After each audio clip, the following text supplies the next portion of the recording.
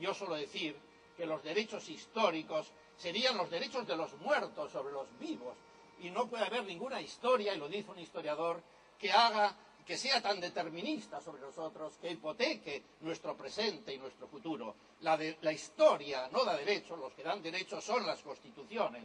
Por eso es absurdo hablar de derechos históricos. Hay que defender una idea de nación española que coincida siempre con la modernidad, que coincida siempre con la libertad y con el ejercicio público de la razón. Si la nación se organiza de otro modo, no es una nación moderna, no es una nación libre, no es una nación democrática. Y el proyecto político que se construyen sobre él tampoco lo es. La nación, tristemente, que piensan construir o que están construyendo los nacionalistas, no es una nación moderna.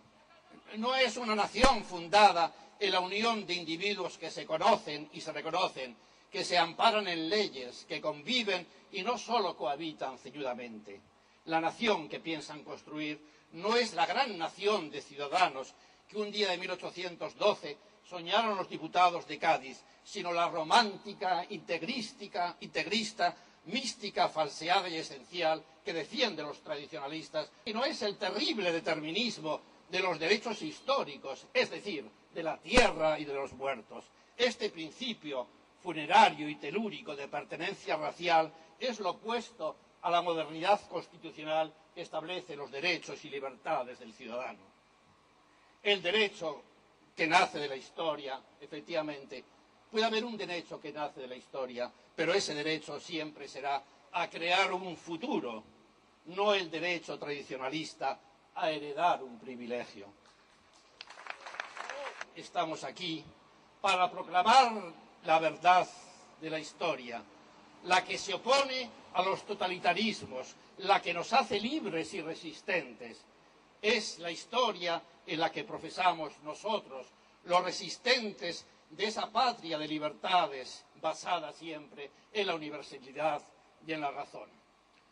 Porque todos que estamos aquí somos sabedores con Camille que de los resistentes es la última palabra. Y será en castellano, en catalán, pero será nuestra. Muchas gracias.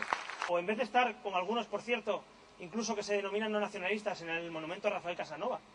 Algunos, debo decir, que quieren hacer bandera de no ser nacionalistas o decir que son la casa grande del no nacionalismo, pero están hoy poniendo flores a Rafael Casanova. No hemos venido a hacer aquí política electoralista.